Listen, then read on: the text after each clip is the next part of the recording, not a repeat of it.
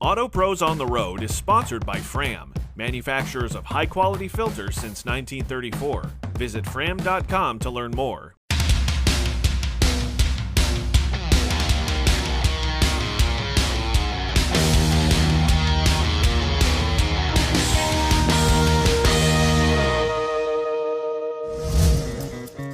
Welcome to part 2 of our visit to Quarter Mile Muscle. If you got a couple minutes, I just want to talk to you a little bit about your business model and run through a little bit of that and talk to some of your techs as well. Sounds good. Awesome. Great. Thank you so much. Yeah, no problem. So Brian, thanks for showing us around in this beautiful facility you have here. Beautiful builds that you got going on. You got everything from the restoration all the way up to the pro touring builds that you're doing here. So tell me a little bit about your background and what got you into this and ultimately here in this shop. Well, I started with my grandpa and my dad, actually helping them with their cars. And back in the day, these were their cars that they kind of drove around. So I'd help them. I'd hold the light. I'd hand them a wrench, whatnot. And the light ain't pointing in the right way. I don't care what you do. Put it the right way. Come on. Oh yeah, they'll let you know for sure. And from there, I kind of got into construction actually myself. And then I started collecting some cars on my own and trying to upgrade them and do stuff. And if I didn't have time to do it, I would take it to a shop and say, hey, these are my parts. This is what I want to do. 9 times out of 10, they weren't comfortable doing it, adding a supercharger or adding this or that. And then when I would pull the car out, there was an issue or there was a scratch or there was this. And I'm more of a perfectionist. So I decided when I got into this, I want to treat all these cars like they're my cars. And we're careful. We use the best car covers, the fender covers. All my guys are really neat, clean. Even when we're pulling engines, we're neat about it. So it's all about being careful and, treating the cars how you should treat them. And that's kind of how I got into it. Okay. And then it snowballed from there. So. And you're originally from Michigan, so when did you make your way down here?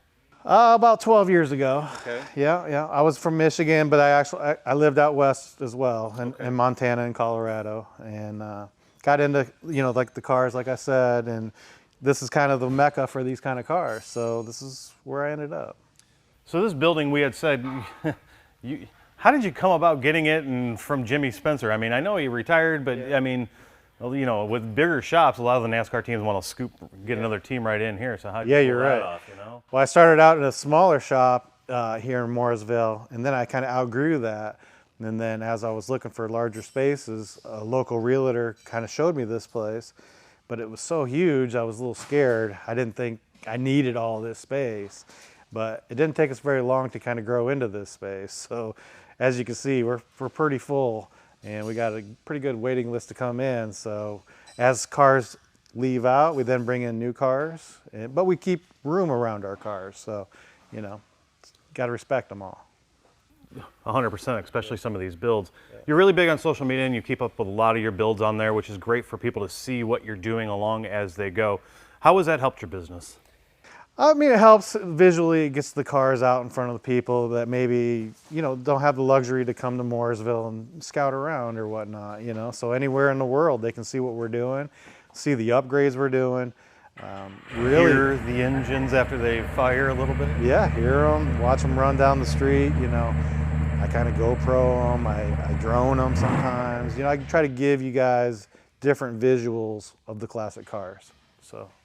It does help. It really does. Yeah, it makes a lot of sense. For you personally, what's your favorite kind of build, or what's your thing? I'm into the pro touring builds. I like to be able to go fast straight and fast in the corners, but have the classic look. So I'm all about the grunt, the go. Is that Mopar? Is that Ford? Is that Chevy? Or yeah, I love them all really, but I'm Chevy, Corvettes, and Camaros predominantly. What's your car that you're driving around? Yeah, I've got a couple Corvette. I got a supercharged Corvette, 6-speed. It's got Hotchkiss suspension, Borla exhaust, all the good stuff, and drag radials underneath it. That's my toy, and I got a few others. I got a Hummer H1 that I like to beat around in. Something a little bit different of everything. yeah, that's right. I like them sitting up high. I like them sitting down low. Just gives you different viewpoints, So, kind of love them. Does the wife get to drive something fun? She can ride in something fun. Hey guys, I think we're gonna have to cut that out of the video because I don't want him sleeping on the couch. I'm a little particular about my cars. So. Sure. I don't want them coming home damaged or anything. I will definitely cut that out. So you guys are such a big space, and I've got a lot of people here. I know you're hiring as well, but one thing I did notice is that you do have a young lady working for you, which is, we do. As a former instructor, I've only had a handful of women who were able to get into automotive and ultimately stay. So tell me a little bit about your diversity in bringing someone like that aboard. Well, I'm an open book as far as when people come in. I just want to know, are you capable of working around these classic cars? Do you have experience working around classic cars? It doesn't matter to me your gender, what you look like. At the end of the day, if you love the cars, you love working around the cars, and you respect the cars, that's what I want. So, if some people are more qualified than others, and that's fine. But, at the end of the day, all our techs need to be on top of what they're doing and do a good job, because I'm the one that's test driving these cars when they say they're finished. And, I truly want to make sure that they are finished. Do you got any today that are going to be finished? I can help you. Trust. Yeah, I don't mind helping out a little bit. I do what I can. Yeah, okay. I appreciate that. So what's next for you guys? Where are you looking ahead for the next 5 years? Are you kind of staying? You looking to move on or get bigger? I should say, or expand, or? Yeah, we're always trying to upgrade. Better tooling. We're actually looking into possibly a chassis dyno, which. A lot of these muscle cars, they want to know where they're at, horsepower, torque ratio, all that. So, and then the tuning on top of that. So that's something else we're looking into. Always looking to keep going. Just trying to upgrade and do better than the last day. Brian, that's great. Yeah. I want to say thank you for taking the time to have us out here today. Yeah. Show us around, and if you don't mind, we wouldn't mind talking to a couple of your techs and see what it's like working on these cars. Yep, sounds good. Thanks. Yeah, no problem. Our passion for protecting vehicles started in 1934, and we've been pushing the limits of performance ever since. We innovate with the times and have the right filters to fit your needs. Fram for the road ahead.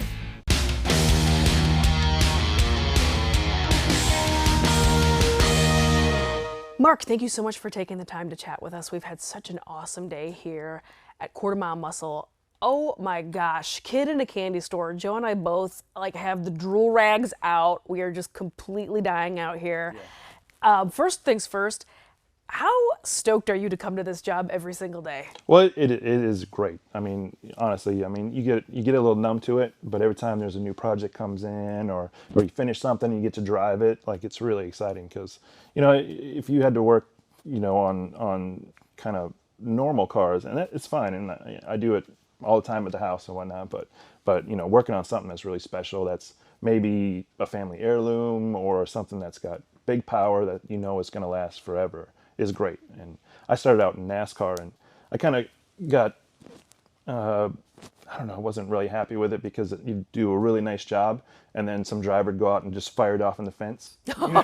So, it's a little upsetting to see your hard work launch itself and yard sale. Absolutely, like 60, 70 hours a week, push stuff out, it looks great, it fits the template, it's immaculate, and it comes back just wadded up with a brake caliper sticking out of the windshield or something like that. So I'd like to do something that maybe lasts a little longer than that. Potentially. Or hopefully lasts a little bit longer than that. Hopefully. You'd hope so. We have had a few of them get wrecked over the years, but we do the best we can to keep them as safe as we can. And when they leave here, they're great. And what the customer does with them then is up to them. But we know they're going to be around for a while. So. Right on. So you mentioned just a tiny little bit. Your background is NASCAR. Mm-hmm. What else? What does the rest of your background look like? Yeah. So I graduated high school, did 1 year of college, and it really wasn't for me. So I joined the Marine Corps. And I was a diesel mechanic in the Marine Corps in artillery, so I got to travel the world, which was great.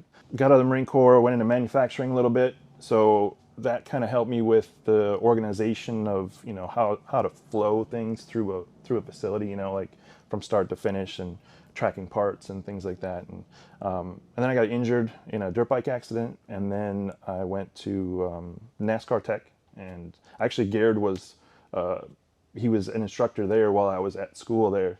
And Oh, wow. yes. Was he your instructor? He wasn't one of mine. He was managing at the time, but I did see him in the hallways and stuff, which is kind of interesting that we're working together 12 years later. You know, I did that, and then I got into racing, and I was in it for a couple of years. Won a championship with Todd Bodine in the truck series. Got a big ring. Then I started, you know, and I'd always been interested in classic cars. So even when I was doing racing or manufacturing or anything else, I was always building something in the garage at home or whatever. And I continued to do that even after I moved down here. I was living in an apartment and working in the parking lot, you know, on a Nova or something like that. And so You're speaking my language, Mark. You're speaking my so, language. you know, and that's what's great about the South too, is you can be out there in the middle of January in 50-degree weather on your back in a parking lot, and it's okay, you know. But you get a few notices from the management about that, maybe about some oil stains and stuff like that. But I was working on something, and so then after racing, I did it more professionally, you know, and had some people give me opportunity, so I took advantage of it. I worked at 3 shops before this one. And then, so I had a lot of experience, probably 10 years of experience just in classic cars. So, Oh, okay. so then when Brian hired me, this was like the place, like it was good. And I worked for him for a year and then took over running the shop. So, and, you know, so I handle all the day-to-day stuff now. And so all that experience of building the cars helps me be better at helping everybody else build the cars now. So, and then I also step in every once in a while, and if something needs to be pushed through or something like that, I help out. Holy smokes. You've officially lived like 500 different lives. You've done a little bit of everything. Yep. First of all, of course, thank you for your service. My pleasure. Secondly, that's amazing. And then racing. I just have to stop for a second. I know we have to talk about this shop and how incredible all the cool stuff here is, but I'm super fascinated about your racing career. Oh, yeah. And racing trucks. Right. What was that like? Well, so yeah, I mean, you know, I just, you know, NASCAR is a big team, you know, and so I worked for Germain Racing, and at the time we had, I think, 9 different teams in Cup. And at the time it was Nationwide and then Camping World Trucks. And so we would go to Bristol with 15 or 16 cars, you know, for a weekend or whatever. So, you know, I just did the fabrication, you know, making them, you know, sleek and fast and stay together and safe and everything like that. The drivers appreciated our efforts and stuff like that. And so when they win, everybody wins, which is great. So, you know, I was building the trucks that won the championship that, you know, in 2010, I think it was. It's interesting to be a part of such a high-end profession, you know, where everything has to be perfect and there's real consequences if it's not, you know, whether it be monetary or safety-wise, you know, so everything's got to be right. And that really helps on this end of it too, because, you know, we always make sure stuff is safe, that it's serviceable, that, you know, it's going to stay together, you know, it's like 3 S's for, you know, building cars. So, but then at some point in time, you know, you got to know where to draw the line too, because unlike NASCAR, our customers don't have unlimited budgets, you know, so some of them do. I've seen some of the cars here. Yeah, I'm well, going to go ahead and argue that with you. They pretend like they don't have it, but no, we work within whatever means that they are comfortable with. So if, you know, if they tell us they want something, I don't ask about the money. I just said, here's what it's going to take. And when they say yes, we go after it. Yeah, so. And it's a yes or a no. I do think it's really interesting that all of these backgrounds, like I just mentioned, you know, you've done all these things, but I think that is perfect for working here because it's so much project management and attention to detail, as well as this huge, obvious passion for classics and for muscle cars. Sure, yeah. I think that this place has just possibly just been waiting for you over here. I think so. It was a culmination of a lot of different things that I've done in my past that just kind of all came together. What a perfect fit. Yeah, it's great. So, and if you ran into somebody who was thinking about either getting into car restoration or possibly even, you know, NASCAR or high performance or something like that, looking to get into these fields, into these trades, what would be a really good piece of information or a good piece of advice that you'd want to give them?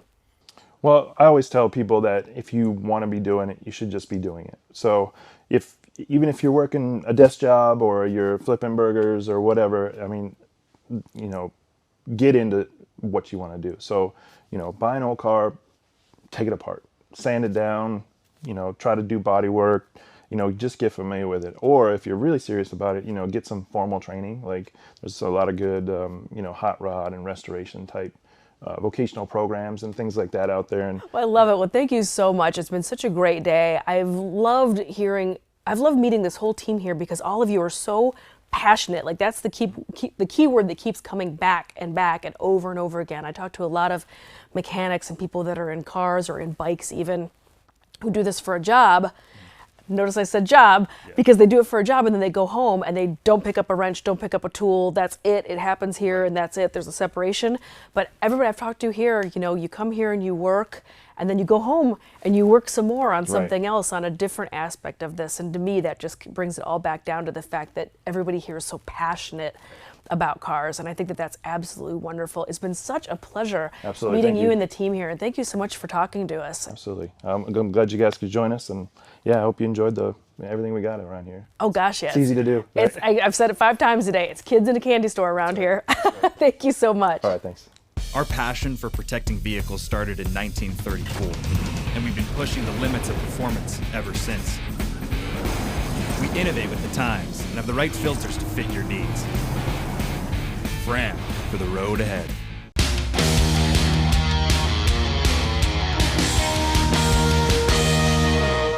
Hi, Ella. Hey, how's it going? Good. How are you? Doing well?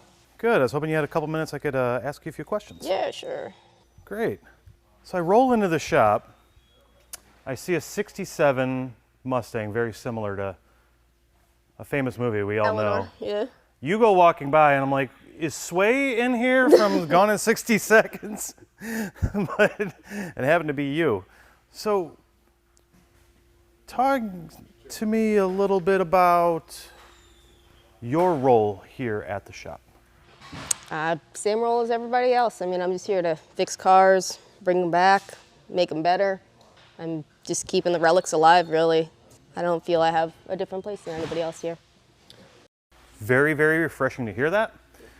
As a former instructor, I did get the opportunity at one point to teach some females, and they've had the unfortunate time of being displaced from the places they work because they didn't feel welcome. And it doesn't feel that way? I make myself welcome. Yeah, no, the guys here are, they're fantastic, really. They're phenomenal. It's like I get to work with a whole bunch of my friends all day and just get dirty and fix stuff, and it's a dream come true. Is this your passion to be here? Yes, actually, I was on my way to finish a wildlife bio degree in Utah, and I ended up stuck in North Carolina during the pandemic. I stayed, and I just kind of rekindled my passion of cars in the meantime, and this is where I'm at. Wow, how long have you been working on cars? On and off, really, my whole life. I tried going to college a couple times, did well, but just I could never imagine doing that indefinitely. Anything that I tried and succeeded at was not fulfilling for me. And I always want a new challenge when I'm working. And this is just kind of the package deal. Yeah, I get everything here.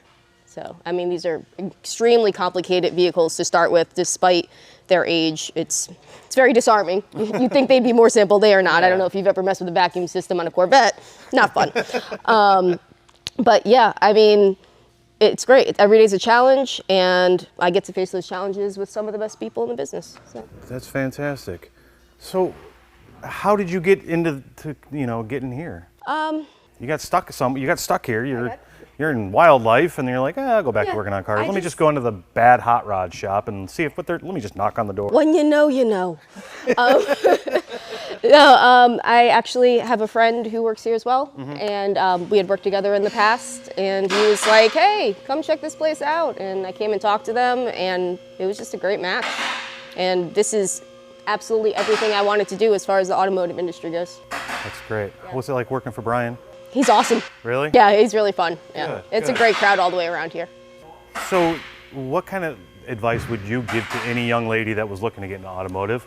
It's hard for them. There is a stereotype, as much as we all hate to say that, it's a man's job, it's a man's world, ha ha, whatever, that crap sucks. But what would you give for any young lady that's like, I want to do this? They're seeing you right now, they're going, wow, Ella's got it. How can I be like Ella?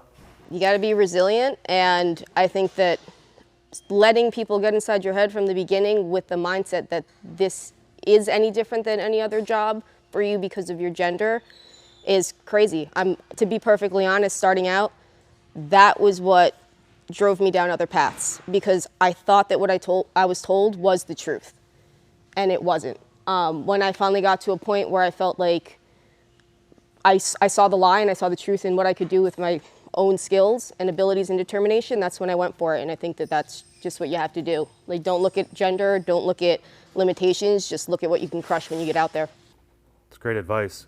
And obviously Brian saw that in you too. So I mean, Brian's obviously taken that. He's going, hey, look, just because you're a female doesn't mean anything to him. Yeah. He's caring about what the work you're doing. I mean, Yep. right now you're working on a set of rear drum brakes and doing that on this Mustang that's going to be restored. Obviously he's putting enough trust in you just as anybody else in the shop. Yeah, and I mean, we got fire extinguishers, so if I mess up, it's not that big of a deal. As long as you know where they're at, right? Yeah, right. Yeah. I mean, I've never felt like they looked at me like I couldn't do something or they were hesitant to give me a job because of who I am. It's fantastic. What got you into automotive? So growing up, my brother, he was into automotive. He pursued it as a career. He went to NASCAR Tech, and I just kind of was always interested because he always had projects going on. Mm-hmm. But I sort of had to teach myself after he started his own life. So he showed me the basics, and I just always knew that's what I loved. There is nothing that I would rather do than work on an engine. I mean, I would stop anything else if someone gave me this opportunity in life if I had chose a different path. Thankfully you found this place and Brian's got the faith in you to do this. Yeah. So it sounds like a perfect match made for both of you. So thanks for talking to us. Yeah, man. I really appreciate it. You don't want wash that. No, you're fine. You're fine. I'm a tech too. Don't worry about it. It's not a big deal. So, but thanks for talking to us. I really appreciate the advice that you're giving out to any young lady that really wants to get into this. I think it's important that the industry can look that other way. You're fortunate enough to work in that world, and I hope some other women, you can give them that inspiration. So thanks a lot. Absolutely. Happy Take care. to talk with you. Thank you guys. Thanks. Our passion for protecting vehicles started in 1934, and we've been pushing the limits of performance ever since. We innovate with the times and have the right filters to fit your needs. Fram for the road ahead.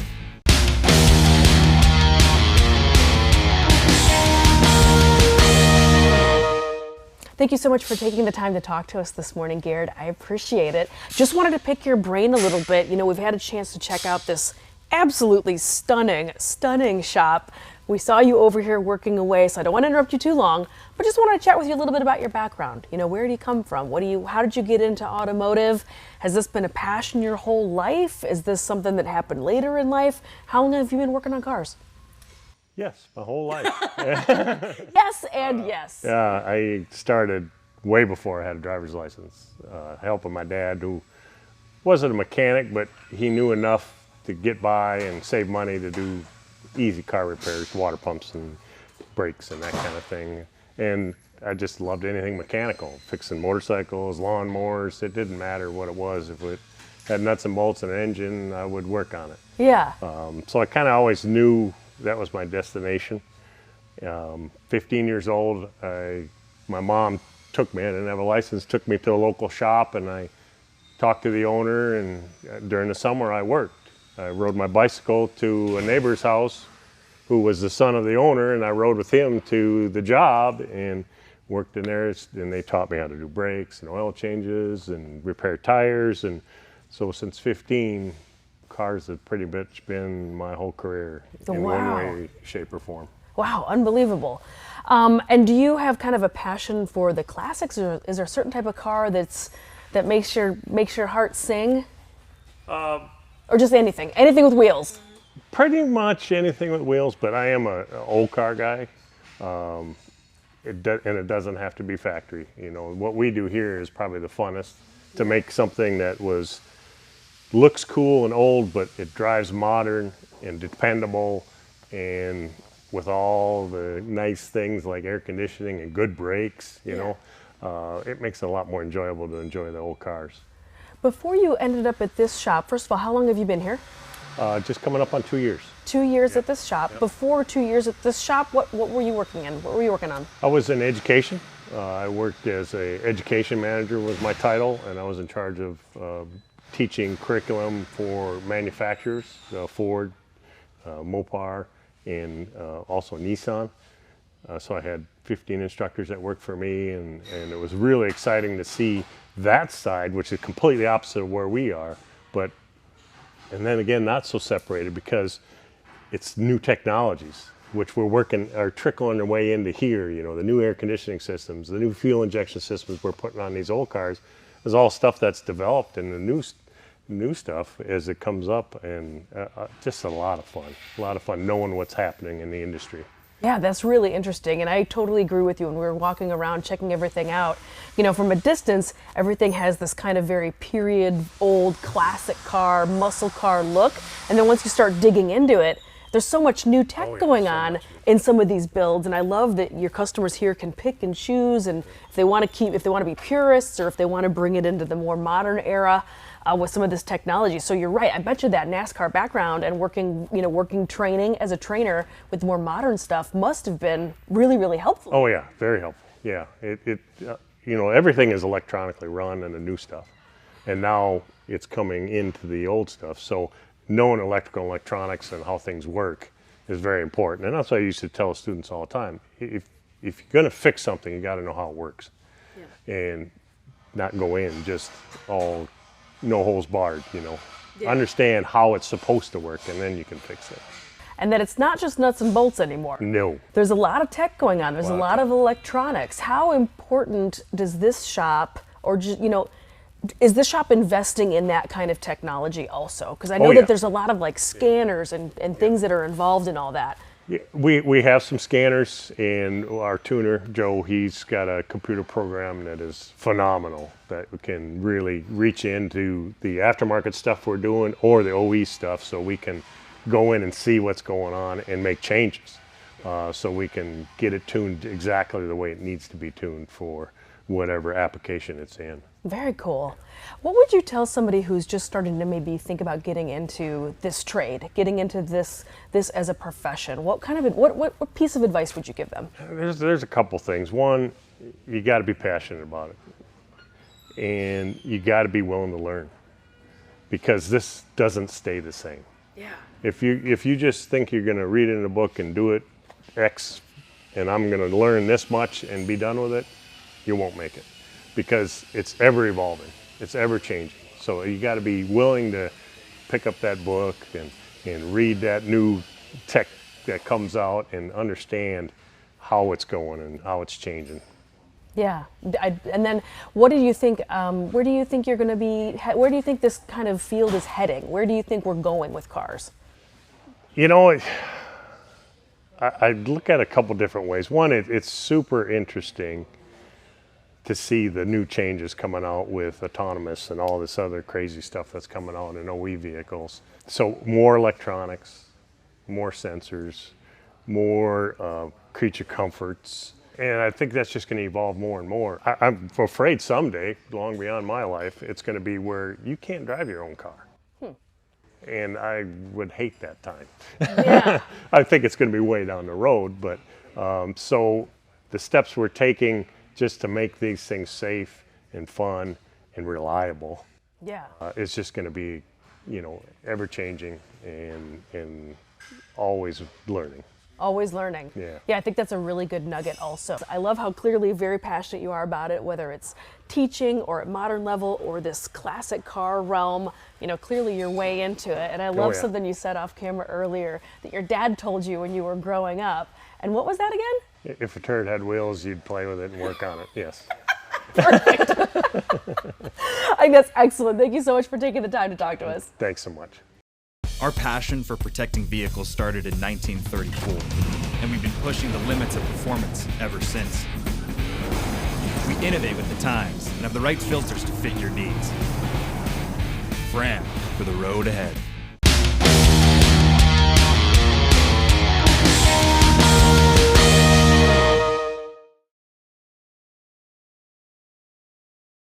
Brian, thank you so much for letting us stop by and check out your awesome shop. This has completely made my day, week. I don't know what it made, but it made all of it. Thank you so much. Yes, no problem. It's nice to meet both of you guys. It's been great. You had said you had other opportunities where other film people have asked you to do some crazy things, and we were one of the first people that got to come into your shop and look around. Absolutely. So we're very, very honored and very. I'm blown away. I really am by the attention to detail, the level of work you do, the builds that you guys do. Everything's been absolutely wonderful, and I can't thank you enough. Great. We appreciate you guys coming in. Absolutely. Yeah. you. Yeah.